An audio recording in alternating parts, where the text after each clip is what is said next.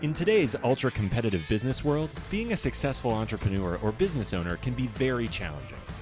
Fortunately, contemporary times have blessed us with resources for tackling those challenges and getting us to success more quickly than we could have imagined. Welcome to The Root of All Success with the real Jason Duncan, a podcast that explores how the world's most powerful entrepreneurs grow incredible companies. This podcast looks at the 5 keys to unlocking success as an entrepreneur. A successful educator turned entrepreneur, Jason's mission is to use his gifts of teaching and leadership to help others get the results they want out of life. Join Jason every week and learn the keys to grow a truly successful business. Welcome to the show. I'm the real Jason Duncan. Glad you're here. This is a podcast where I interview some super successful entrepreneurs, just like our guest that you're going to meet in just a minute for today's show. And we talk about their journey to success. Like, how did they grow the super successful companies that they own and operate today? And today's guest is no different. He's got some amazing stories and success that you're going to learn from, and how you, as an entrepreneur, can do some of the same things. Now, if you're not watching this on YouTube, and you're just listening to the audio version, first of all, thanks for listening, and we appreciate that. Please go subscribe, leave a 5-star review. If you can't give us a 5-star review, please email me. We'll talk about what I got to do. Like, what do I need to do to get to 5 stars in your brain? But please subscribe, leave us a good review. But if you're not watching on YouTube, make sure you go to youtube.com/C/TheRealJasonDuncan. So youtube.com/C as in channel /TheRealJasonDuncan. And you can watch these. We filmed these live and in person, Nashville, Tennessee, at the Standard at the Smith House. It's 18,000 square feet of Southern sophistication and style, owned and operated by the one and only Josh Sterling Smith. It's one of the top 5 cigar bars in the country. Wonderful restaurant, private club here. I'm honored to be a member, and I'm very thankful to Josh and his team for letting us use the Matador room here. So if you're watching this on YouTube, we're in this beautiful room, and there's a big bullhead on the wall and this beautiful glass table. It's just a phenomenal place. If you ever come to Nashville, make sure you look me up. I'm on LinkedIn and Instagram at The Real Jason Duncan, and connect, and maybe we can get together and smoke a cigar, have a glass of bourbon or something, and hang out here while you're in Nashville. You got to make this a stop. You got to come take a look at this. We're honored to be syndicated on the C-Suite Radio Network. That's who pushes us out to all the players. So whether you're listening on Spotify, iTunes, Stitcher, wherever you're listening, we appreciate you listening. And C-Suite, we appreciate what you do to get us out into all those places. The sponsor for today's episode is 8Bend Marketing, and that's the number 8, BEND .marketing. That's their website, 8bend.marketing. And if you go to 8bend.marketing/root, you get a special offer on something. And let me tell you about what they do.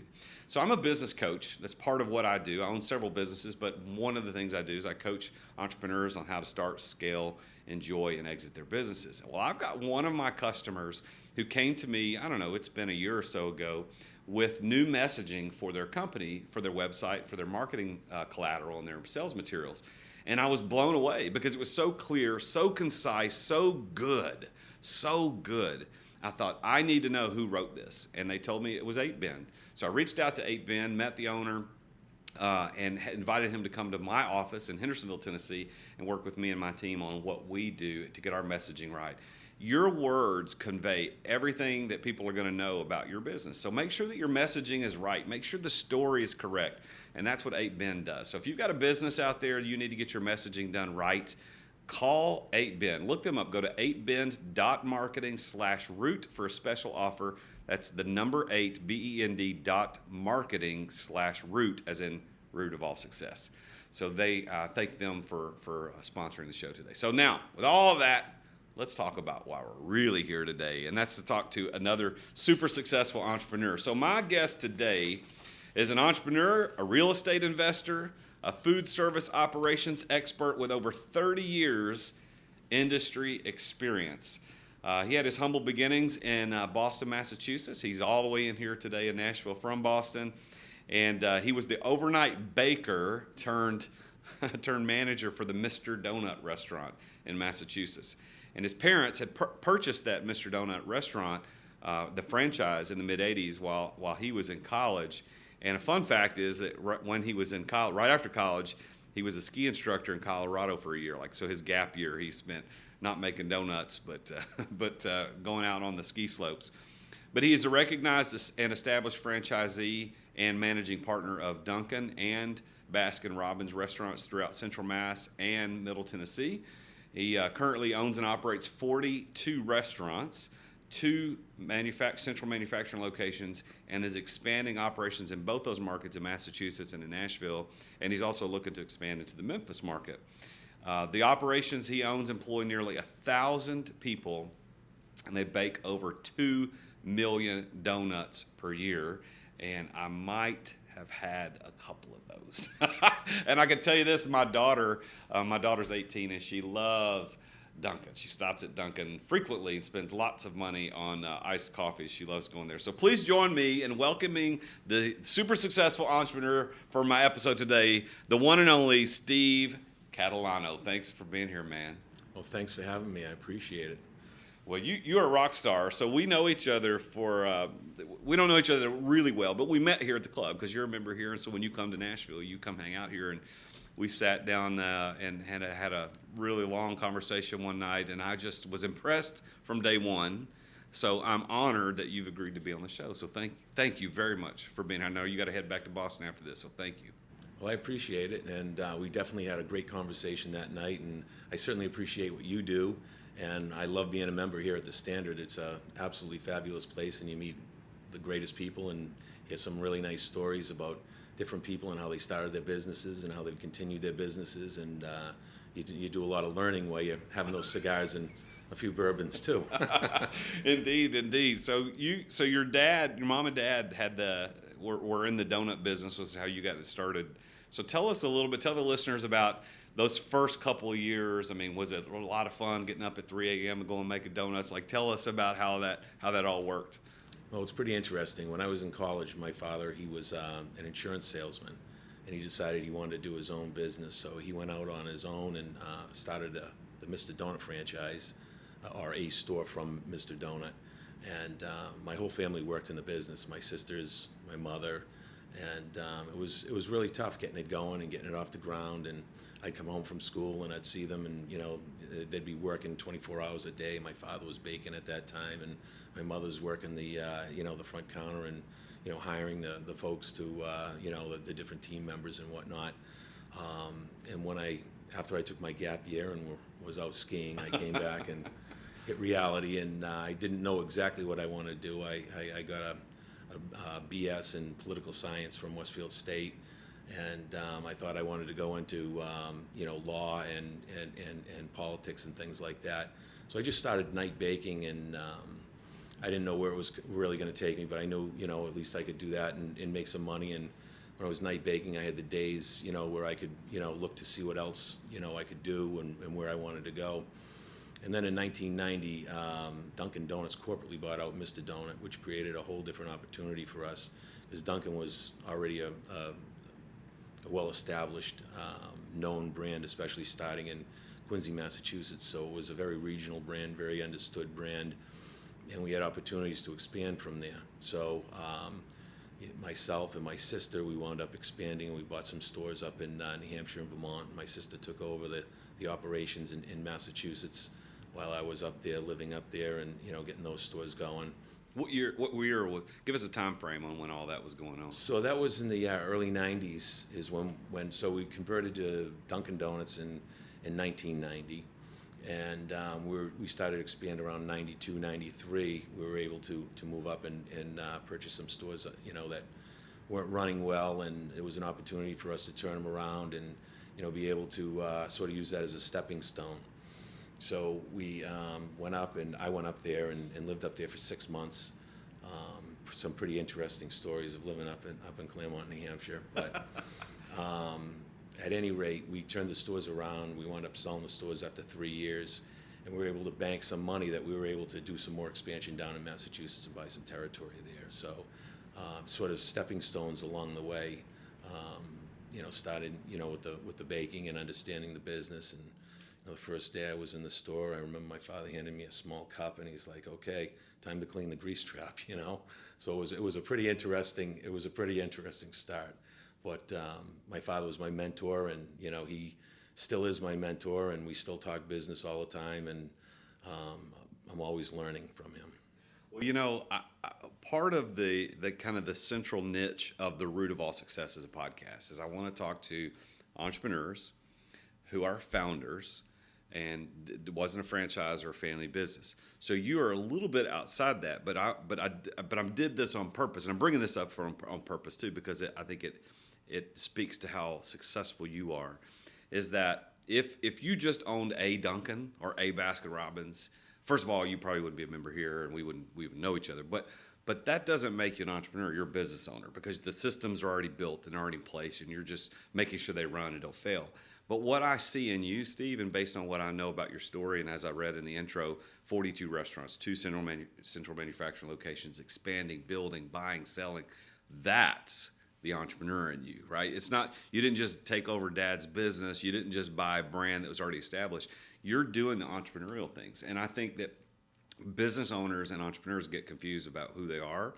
Some people think they're entrepreneurs, they're just business owners. Some people think that they're entrepreneurs and they're just business owners, like I said, but some people think they're business owners, but they're really entrepreneurs. They don't recognize that risk and innovation is really the key. And that's what you did. I mean, based on the stories that you've told me and what we were going to talk about today, you didn't just buy franchises. You're building out an empire, and you've got 42 stores and 2 central manufacturing.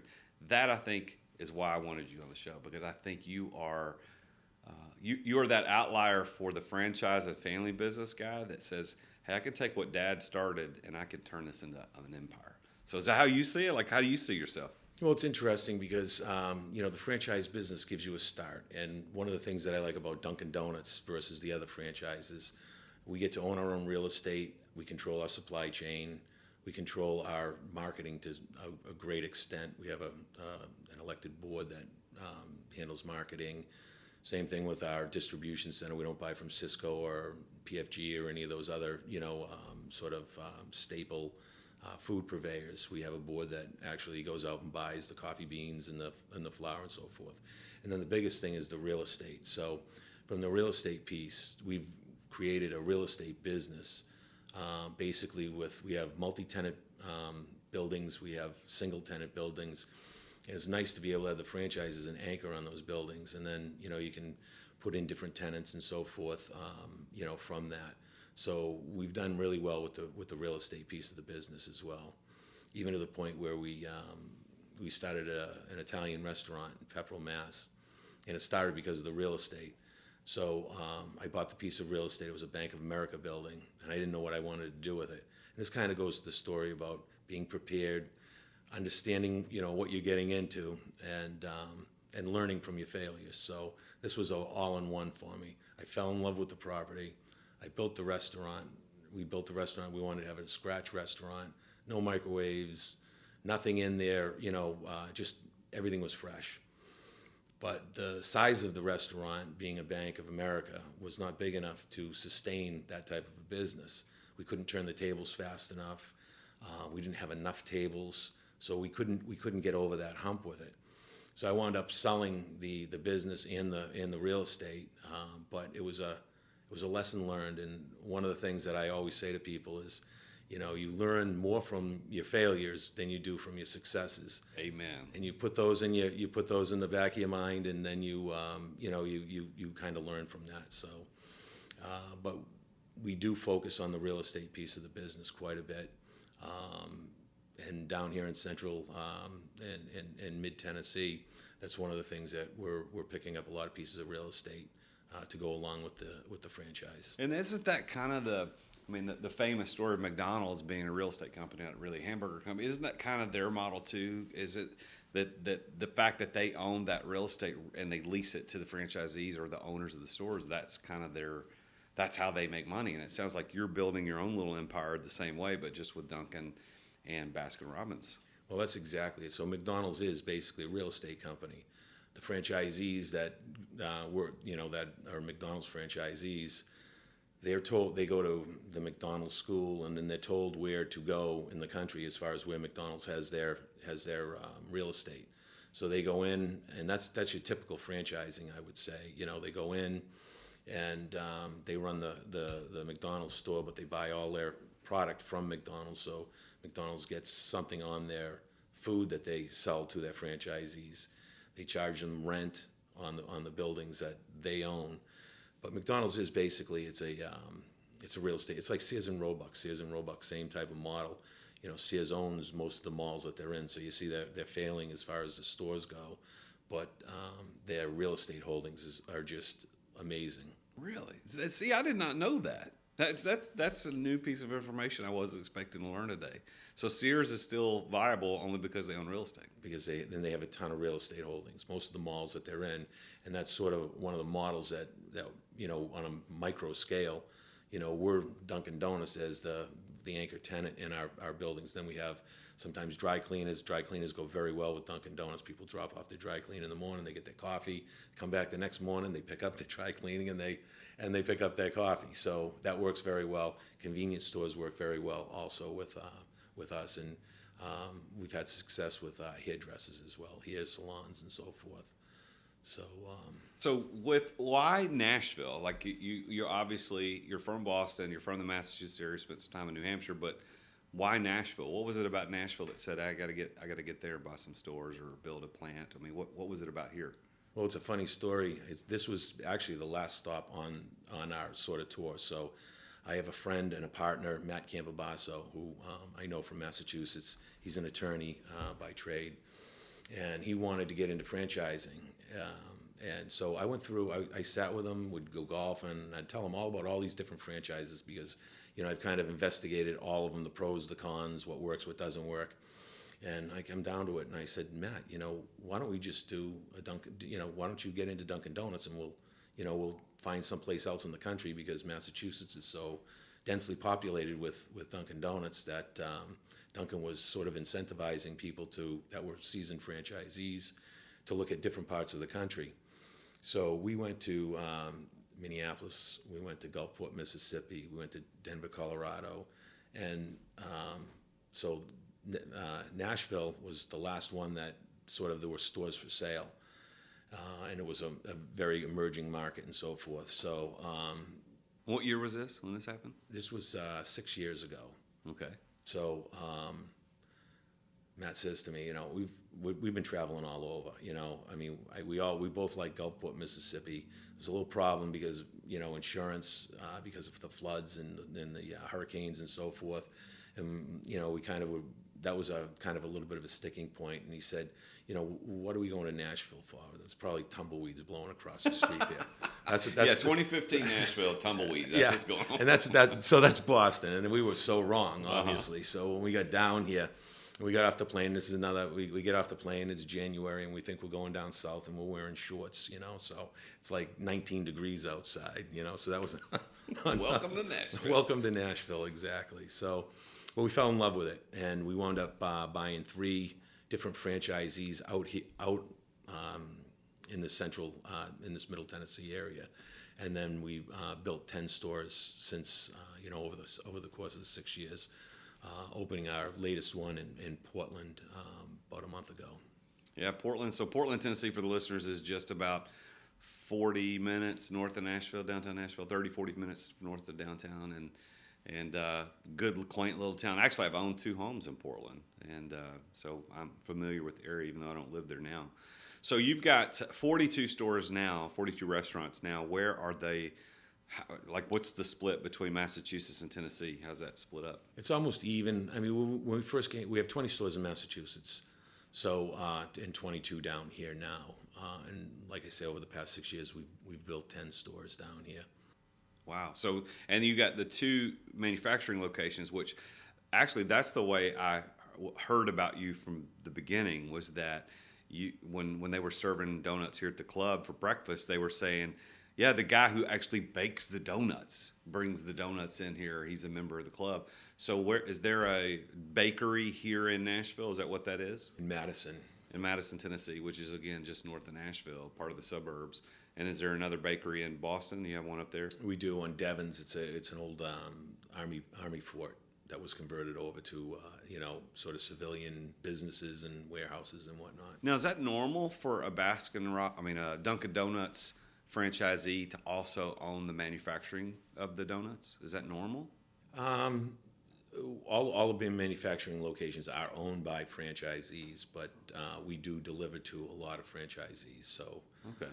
it's a little off the norm. Interesting. Well, now I would like to point out for all of the listeners that Duncan and my last name are not the same. I have been called Dunkin' Donuts my whole life because my last name is Duncan, but I'm here to tell you that Dunkin' Donuts is a verb. It's Duncan, as in you are dunking a donut in coffee or something, where my last name is Duncan, like Duncan, like Duncan Hines. You know, that if you're going to call me something, call me that. But I've been called Dunkin' Donuts my whole life, and honestly, kind of soured me to the whole brand. I'm like, I don't want to go there. People have been calling me that my whole life. But your coffee, and actually, you rebranded the franchise or the corporate rebranded away from donuts in the name, right? So it's just now Duncan. Is that am I understanding that right? You did, yeah. So what they did was everybody focused on the donuts piece, and we've got such a wide variety of offerings now, from grilled cheese sandwiches to avocado toast. So it's more than just a donut shop. And we want to really highlight our coffee as well, our new, espresso lines with our lattes and caramel swirls and Charlie drinks and all these other beverages that we have, refreshers that we have. So it's more than just the Dunkin' Donuts. Like when I started, it was really the Dunkin' Donuts. It was all about the donuts and, keeping those cases full all the time and, all the different varieties and whatnot. And I was talking to someone yesterday, and they're from Massachusetts, and they were looking for a district manager job, and they were talking about how every Sunday they'd all load in the car and go to Dunkin' Donuts in Swansea, Mass. So it was kind of a funny story because I'd be the guy behind the glass making the donuts on Sunday mornings. So how is Baskin Robbins connected? Because I know that in my town where I live, the Dunkin' Donuts and the Baskin Robbins share almost the same lobby. There's a half wall between, but are they owned by the same company, or is it just franchisees like you putting those two concepts together? How do those connect? So Dunkin' Donuts wound up buying out Baskin Robbins probably 25 years ago or so. So Baskin Robbins was very well established in California. It was a California brand. Dunkin' Donuts started in 1950 in Quincy, Massachusetts. So you have the two sort of opposite coasts, two different day parts. So you have the morning day part with the the coffee and the donuts and the breakfast sandwiches and so forth, and then you have the afternoon, evening sort of treats piece of it. So putting those two brands together, they felt at the time would work out really well. Then you have an all-day concept versus just having a morning concept. So our business is really the peak hours are like 6 o'clock in the morning till 10 o'clock in the morning. Then after that, everything kind of drops off. Whereas you have like McDonald's has a breakfast, lunch, and dinner. So this adding the Baskin Robbins adds, keeps that real estate moving, longer into the day versus just having the Dunkin'. Yeah, well, that makes a lot of sense. So now, when we go back to from college to the gap year in Colorado doing the ski thing, to today owning 42 restaurants, what was the kind of the build up to that? When was it? Did you like raise your hand and say, "This is what I'm going to do. I'm going to run these restaurants. This is what." How long ago did that happen, and how did you come to that decision? So it was probably always the decision. And when I first started and working at Mr. Donut, I would have probably gone on to something else had it not been for Duncan buying out Mr. Donut, because that's what kind of created the opportunities. Always in my mind, I wanted to build something, and the opportunity to build something as a Mr. Donut wasn't there. It was just kind of a filler, as far as time went. And then, we sat down. And we talked about, the opportunities with the Dunkin' and sort of, so when we started, it was a Mr. Donut because Dunkin' Donut, the initial franchise fee was too high. So the Mr. Donut was a lot less to get in. It was like $3,000 for a Dunkin' Donut, $1,500 for a Mr. Donut, at the time. Can I buy one today? But it was just too much, and the feeling was that, you know, let's start this and see how it would go. And, you know, I mean, even building the stores, we build our own stores. The franchise does not come in and build the stores for us. We go out and we, you know, we acquire all of our cabinets and, you know, our millwork. We hire our own contractors. We do all of our own work at our own cost. So the development piece was a little bit daunting. And when we first expanded into New Hampshire and Vermont, there were existing stores. They just weren't run right. And my sister and I knew that we could fix it. And so we went in and we fixed them, and we knew it was going to be a short-term type of a situation. We actually wound up buying real estate there. So I guess that was our first acquisition of real estate, and wound up selling that piece of real estate with the network, which also helped the value of the network as well. So, but it was always there to grow, and it's still right now. I mean, you know, when you talk about defining success and really what you want to do, it's, you know, I define it as, you know, doing something you love doing, something that you're passionate about. That's what I feel makes you successful, because if you're passionate about what you do and you wake up every morning and you really want to do what you're doing, and, you know, you have different plans and you're preparing for different things, whether they happen or they don't happen, you still go through the motions and you learn more about how to make it happen next time if it doesn't happen this time. We have a real estate deal down here that I'm super proud of. It was a piece of property that we really wanted. I fell in love with the property. I kind of do that sometimes. And it was under contract. And I talked to the real estate broker and I said, listen, can you call this person like every week, even though it's under contract? And so finally the guy said, you know, it's under contract. And, you know, he said, why don't you just have me come over. So I went over and I met him and I talked to him and we hit it off. And we talked for, we must have talked for, a couple of hours. And we were just talking about life and business and different things like that. And lo and behold, a week later, the thing fell out of contract. I got the call and he said, you want it? And I'm like, absolutely. No, I'll change my mind. I don't want it anymore. You know, so it's all about sort of, you know, I mean, not sort of, it's all about being diligent, you know, and being passionate about what you do. And, you know, when you're passionate about what you do and you like what you do, you find success. You know, my father once told me, he said, you know, the harder you work, the luckier you get. So, you know, if you're sitting back and you're thinking that, you know, luck is just going to strike you, or, you know, you look around, I look around, I love to walk around, you walk around the city and you look and you think every single building, every single business is owned by somebody, and they started it. And I say, why not me? You know, why not, you know, and that's kind of my mantra on everything is, if you see it, somebody started it. If they, you know, if you're buying it, someone built it. So the opportunities are just unlimited, and it's, for me, that's super exciting. I get very excited about things like that. Well, I love what you're saying, Steve, and I want to ask you this question. I ask every guest. I ask them to define success in their own words, which you already did without me asking you. But my follow-up to that is, do you consider yourself to be successful? And if so, why? And if not, why not? Well, I'm passionate about what I do. I love what I do. I love business, both, you know, the success side when you actually attain what you're trying to get, and even when you don't, and then, you know, you skin your knees a little bit, you know, and you learn those lessons. Both sides of it. I mean, I don't like to skin my knees too often, but you know you're gonna, and if you're not trying hard enough, you won't skin your knees, because it's, and this is what, you know, from a kind of a little ski cliche, you know, if you don't fall down, you're really not trying, you know, because the harder you try, and the more you put yourself out there, the more times you have the opportunity to either succeed or fail, and you're not going to succeed every time. So yeah, I mean, from that perspective, yes. Well, and I think from the outside perspective, people who know you, like I know you from the outside looking in, yeah, we would think you're successful. But you look at the outcome. You know, success, dictionary definition of success is, did you achieve the results intended?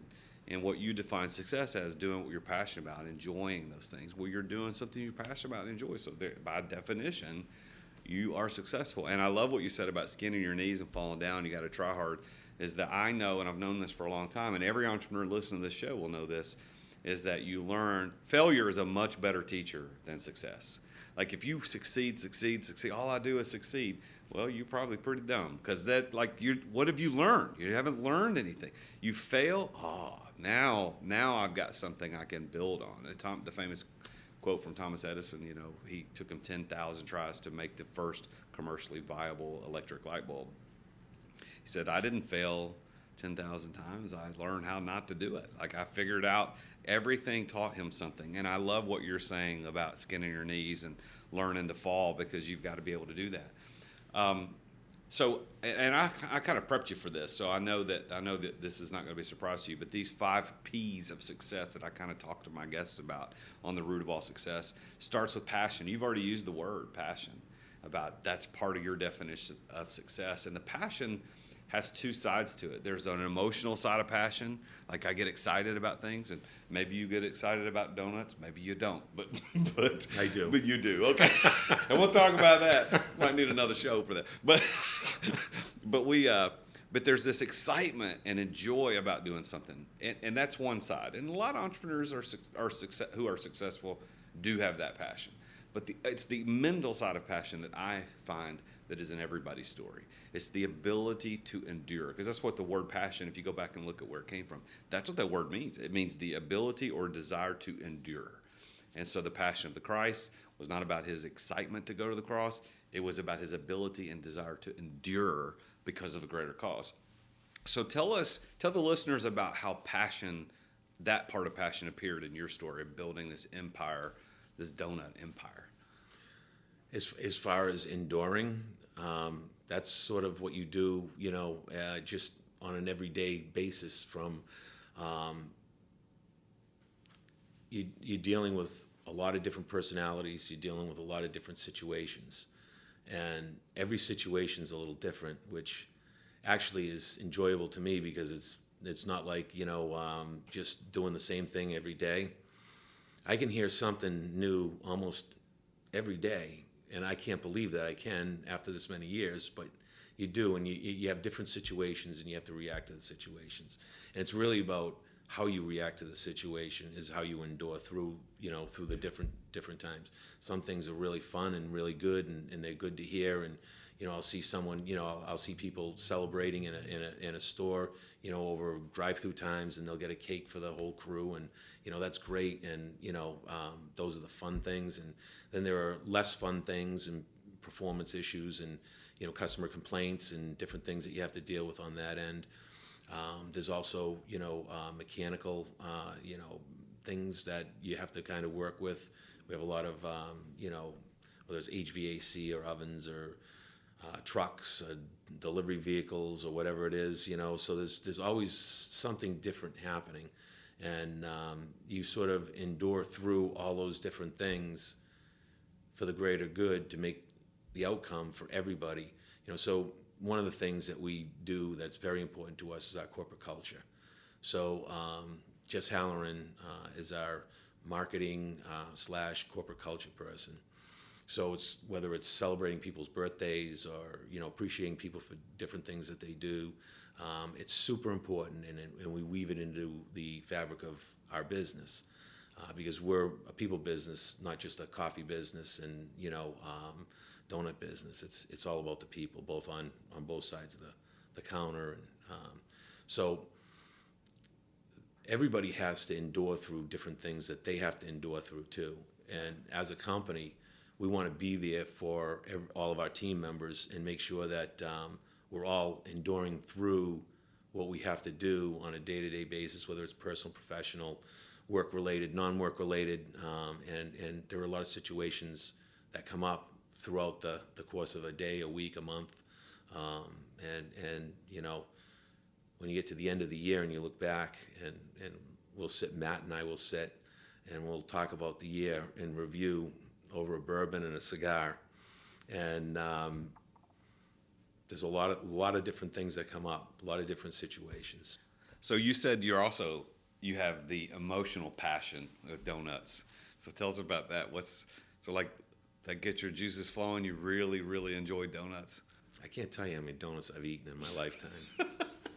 I've eaten probably more than anybody. Well, you look like you've lost weight since the last time you and I hung out. I had to so I can eat more donuts. Now that is good. You know, I know? don't often eat donuts, but when I do, it's more than one. I don't. Has anybody ever eaten one donut? It's No, they're like potato chips. it's like you know, one. it's no one eats one potato chip. You know, once you open a bag, you're in trouble. You know. So the first P of my kind of these keys to success that I discovered over these years of interviewing very successful entrepreneurs is passion. We just talked about that. The second one is place, being at the right place, the right time. So you didn't really control your dad's decision to buy the Mr. Donut franchise. But what was it about that place that made that the right place, right time for your dad, which eventually split over into your success? So as far as place goes, when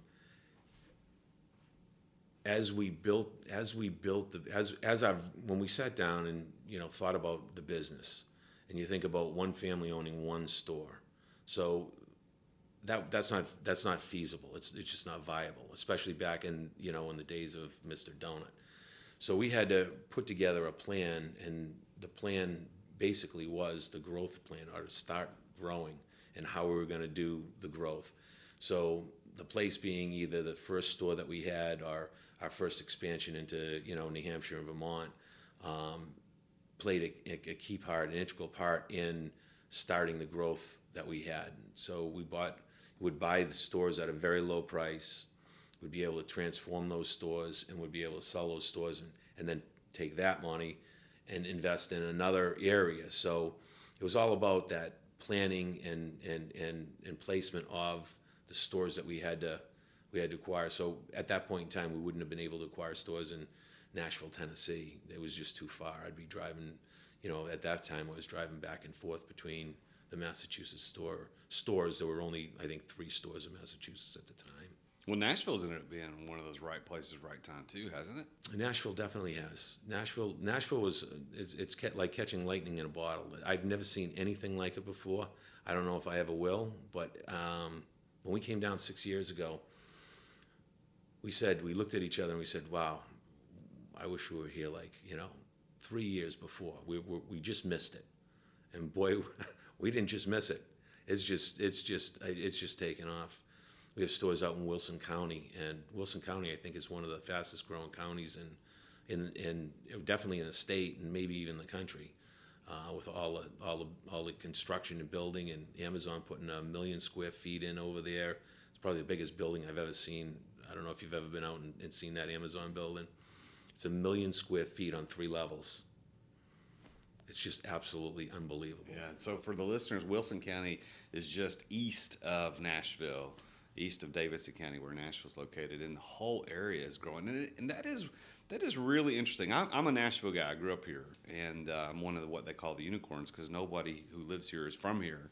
But I remember, I learned to ride a bike over here in East Nashville on a sidewalk, and I remember watching East Nashville go through its really bad days, and now there's having this regentrification, and it's a resurgence, and they're putting stores in, and the skyline, oh my gosh, the things that are growing. And you think, like you said, we're a little late, we missed no, it's still going. It's unbelievable how much it's growing here. So for those of us who are listening around the world, what is the right place for you? Where is it? Because it might not, you can't be Nashville for everybody, but if you're here, capitalize on it. Right place, right time. The third P is knowing the right people. And so tell the listeners the people in your life. You don't have to name them by name, but give us examples of people that said that you can look back to and say, if this person hadn't been a part of my life, I don't know that I would have achieved success. I mean, what do you have people like that you can think of in your life? Your dad's got to be one of those people for sure, right? Yeah, my father absolutely is one of those people. He's been instrumental in everything that we've done. He's been ultra supportive. He's more conservative than I am as far as my sort of where I wanted to bring the company, which actually was very helpful, because the mix between us really works out very well. And it's sort of the same mix that I have with my partner Matt Campobasso down here too. He's more on the conservative side. I'm more on the I go a little bit harder on different ideas and things like that. But the mix is really what makes it work. And so I definitely, my father is, he's absolutely the best. And even for him to, he's had me, I was in college, my sister was in college when he first left his job to do his own thing. And that entrepreneurial spirit, I will never forget to appreciate, because that really got me off and running. Is he involved at all in any of your businesses today? Oh, I keep his desk is still in the office. It sits in my office right across from me. So he's down in Florida a lot. He's 81 years old right now, but he'll come into the office and, we'll go out to lunch and he'll sit at his desk, but his desk will always be there. So, yeah, well, there's always that person. And I think entrepreneurs, this weird paradox of entrepreneurialism is that we're all independent people by nature, because otherwise we wouldn't be able to succeed the way we succeed. But the paradox is that if you are independent so much that you don't recognize how other people are going to influence and improve your life and bring you to success, you're going to miss it. It's a poison. Independence can be a poison that will kill entrepreneurs if they're not careful. And I think that we, those of us like you and a lot of my guests, they can point to their parents, their dad, their mom, somebody that really was instrumental in catapulting them to success. It's important to pay attention to that. I had a guest one time who's on the show whose dad was so pivotal in his life. I don't think he knew it, but I don't think he really realized it until we started talking about it. I said, holy crap, Dad, he's the guy. I wouldn't be here today if he hadn't done it. So, well, the fourth P, Steve, is that of preparation, and it's the know-how. And it's the know-how to be able to succeed. And you said you started as that overnight baker, and then you turned into the manager. It sounds to me like that part of your life early in the donut business really was kind of the preparation to get you ready for that. Am I reading that right, or is there some other thing that prepared you for success? No, that definitely played a part. But as far as the preparation, I think preparation is an ongoing word, something that you have to continually stay on top of. And every venture that you do, whether it's buying the real estate on something or trying a new business venture, it's really, the preparation is the key to everything. You have to, in my opinion, you have to really understand what you're doing and when you're doing it and what effect it has on your business, if it was a piece of real estate, or on people. So even for us now, and when we're talking a little bit earlier, I was telling you about how we're doing a little restructuring. We did we had some learnings with COVID, and we've improved in some areas that were unexpected. So understanding to constantly be preparing for the future and being able to prepare for what changes, whether it's technology or people or the government or whatever it is throws at you. You need to always, in my opinion, be preparing. Yeah. The final P I mentioned, and I see in people's stories, because I see passion and I see place and people and preparation in your story, is that a plan.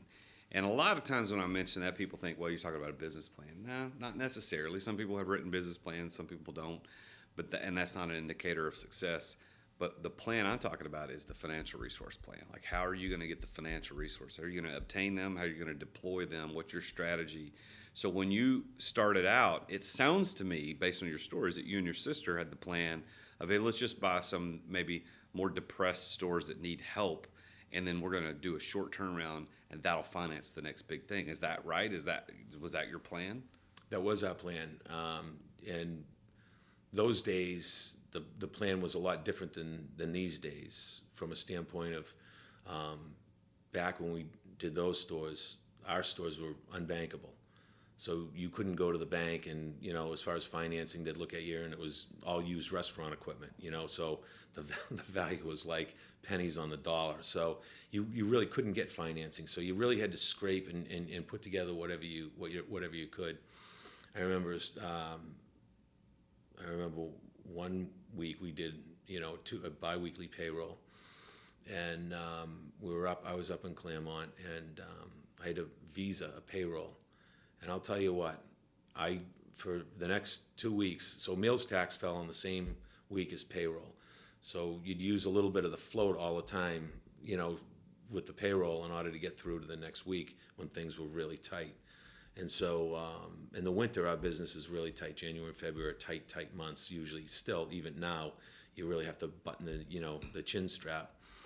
But I just remember, and I was like, this is just nuts. I got to make sure we have enough money in the bank for the next payroll. I mean, payroll is absolutely, obviously, the most important thing. It has to be out on the Thursday.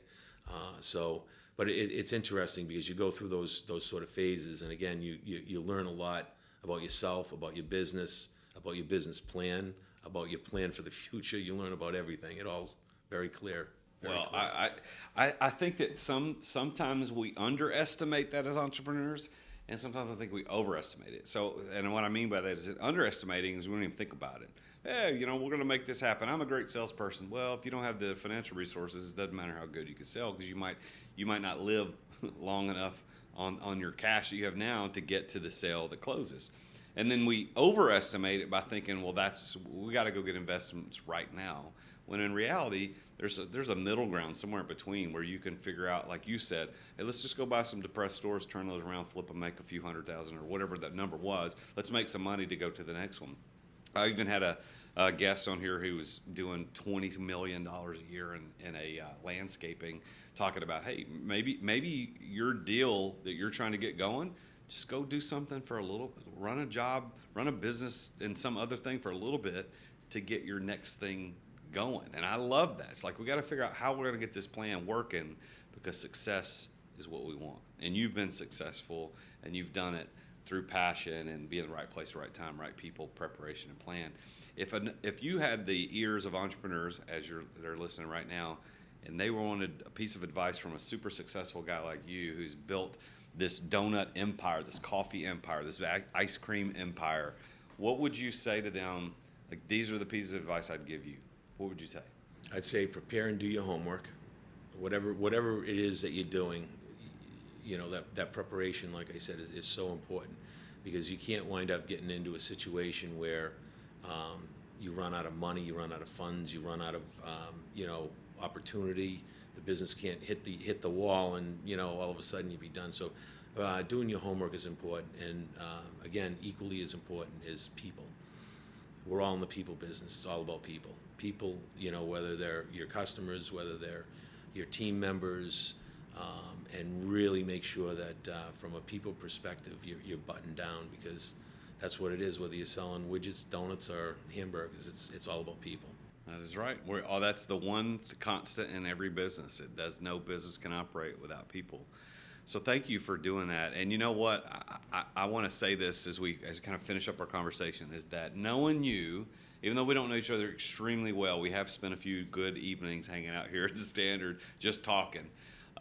You're a very encouraging guy, and I appreciate that about you. I appreciate that you encourage me. I see you encouraging other people, and success has not gone to your head. You seem like, even though I didn't know you before you were the successful guy, you seem to me like the kind of guy who's just been the same. Like, you're just the dude that will make the donuts. I'll run the company and make whatever I got to do. You encourage me, and I hope that this has been an encouragement to the listeners. So how could they get in touch with you? If they wanted to reach out to you or any of your companies, how would they get in touch with Steve Catalano? So our website is route65dd.com. That's route all spelled out. Or they can reach out to jessica.halloran@catalanocompanies.com. And spell her name so that we know how to do that. Jessica, Jessica.Halloran, HALLORAN, at Catalano Companies, all spelled out, CATALANOCOMPANIES.com. Yeah, so that's a lot. So for those of you that are listening, you can rewind that. You can write that down. If you're watching on YouTube, or actually even if you're listening, in the show notes, there'll be contact information for you guys to get in touch with Steve and his company. Well, there you have it. Another successful entrepreneur story. And every single time, I'm telling you, that's the theme of this whole podcast. The root of all success is, how do people grow successful companies? And even though Steve is not the entrepreneur in the sense that founded a specific company, what we've seen him do is build an empire out of the franchise model through real estate and investing in other concepts and ideas, and his success is amazing. And it went through these same things that everybody else does. Passion and place, be at the right place at the right time, knowing the right people, being prepared, having a plan. And we can see that in his story, and it's encouraging to me as an entrepreneur who owns several companies, and I hope that it's encouraging to you as an entrepreneur who either owns one, starting one, or you own several. I hope that this story of success from Steve Catalano and his companies will encourage you. Now, my thing that I want to offer you, as I do at the end of most of these episodes, is if you want to know what your probability of success is, like if you're asking yourself, well, how do I know if I'm going to be successful? I'm still working a job, I'm still a W-2 employee, or I'm a salesman. How do I know if what I do, if I take the leap, am I going to be successful? Well, I've got something for you. It's free success assessment based on the 5 Ps that I talk about here on the show. Go to therealjasonduncan.com/success. That's therealjasonduncan.com/success. And remember, it's DUNCAN, not DUNKIN like Dunkin' Donuts. But go to thealjasonduncan.com/success, and there's a free 5 Ps of success assessment. It's only 17 questions. It won't take you that long. And based on your answers to those questions, you're going to get a personalized report sent to your email inbox that'll show you, hey, based on what you said, your odds of success in this business venture are high, low, medium, whatever it happens to be, with some action items and things that you can do. Maybe it's a coach you need to reach out to, or a bookkeeper that you need to help you kind of figure some of the plan out. But whatever it is, just go to thealjasonduncan.com/success. Take that assessment. It's completely free.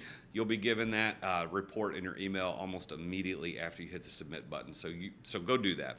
Continue to listen to The Root of All Success with me, The Real Jason Duncan, where next week I'll be with yet another super successful entrepreneur and find out about his or her rise to success and what keys they used to get there. So until next time, I'm The Real Jason Duncan, and Jesus is King. Thank you for listening to another edition of The Root of All Success with The Real Jason Duncan. If you've enjoyed this week's episode, we invite you to visit therootofallsuccess.com to access the show notes and other helpful resources. Take charge of your business. Grow it from great to incredible. Join us again next time here on The Root of All Success. This podcast is a part of the C-Suite Radio Network.